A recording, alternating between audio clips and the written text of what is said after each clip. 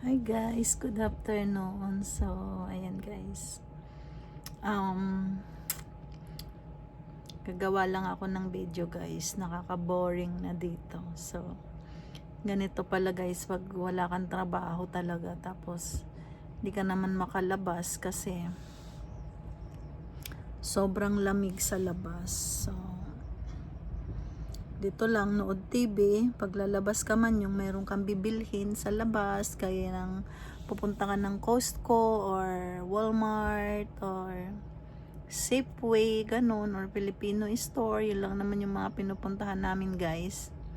Kasi hindi naman na kami gaano kumakain sa labas guys, di gaya dati nung mga bagong dating lang kami dito na Diyos ko.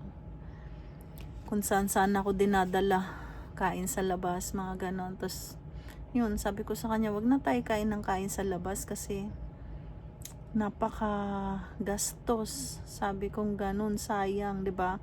Manghihinayang kayong bawat kain nyo, pinakamababa nyo yung 60. So yun, tapos magtitip pa siya. So yun, pinakamahal namin siguro na isang kainan lang 100. Sabi ko, la, $100.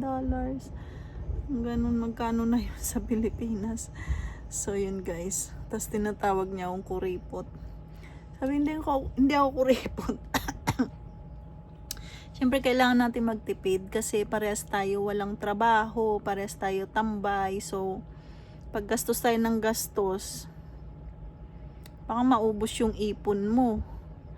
Tapos siyempre yun guys, gusto niya umuwi ng Pilipinas. Parang ayaw na nga niya magtrabaho kasi sabi niya, yun na nga yung ano niya, tumanda na nga siya sa pagtatrabaho. Tapos hanggang ngayon ba naman magtatrabaho pa siya. Eh sabi ko sa kanya, pagbigyan niya lang ako. Tapos yun guys, bukas kasi is my driving test. So, ayun guys, inaayos niya yung kotse kasi parang nag-loose yung yung belt ng Honda yung ginagamit ko. So, kaya ayun siya guys. Ayun. Ayun, kita niyo ba guys? Ayun siya, nag-aayos siya. Ayun siya guys, nag-aayos.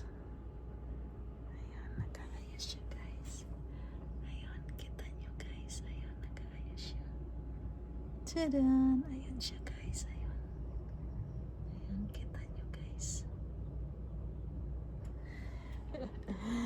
Inaayos niya yung Honda guys. Kasi nag-loose yung belt. Kasi isang beses guys, nag-drive ako. Di ko alam naka-neutral. Kala ko naka-drive na siya. Tapos yung paahon ng dito parang paahon siya. Siyempre paahon, tapos naka-neutral ka pala. So, ba't ganito? Parang ang hirap nung gas, ang hirap ipadyak nung gas. Tapos nung nandun na ako sa taas na ng syempre hindi ka na, kailangan mo na magbawas ng gas kasi pag nandun ka na sa taas. Kasi alam nyo na dito, bawat may speed limit. So, bawat minsan, ewan ko kung kada 2 miles, parang may nakapost na speed limit. So, kailangan mo sundin yun. So, every ganun mag-a-adjust ka kung ano yung nakapost na speed limit. Hindi ka guys sa Pinas na wala namang talagang may nakapost na speed limit, kaso kadalasan naman di nasusunod, diba? Dito kailangan mo sundin guys, kasi pag hindi mo sinunod, malalaman mo na lang may nakasunod na sa yung pulis. Kasi may mga sila dito, yung radar, yung nababasa nila yung speed limit mo. Yun. So, yun guys. Yun nga, yung nag-drive ako na naka-neutral. Diyos ko, dun yata nasira yung yung belt. Kasi syempre mula dito, hindi ko na malaya na naka-neutral pala ako dito. Tapos nagda-drive. Kaya pala nung nagbabacking up ako, sa curve. Parang dati hindi ko naman ginagas na brake, lang ako ng brake pag nagbabaking up ako. Sabi ko, bakit ngayon parang kailangan ko maggas kasi hindi siya gumagalaw. Hindi siya gumagalaw pagka hindi mo igas.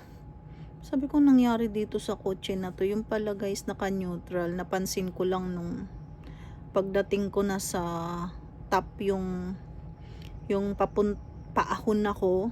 Ang ingay nung makina. Sabi ko, ba't ang ingay? Tapos yung napansin ko, naka-neutral pala ako. Hatik na yan. Doon yata nasira yung kotse.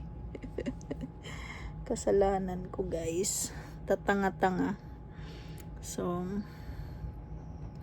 ayun guys, yun lang. So, bye-bye.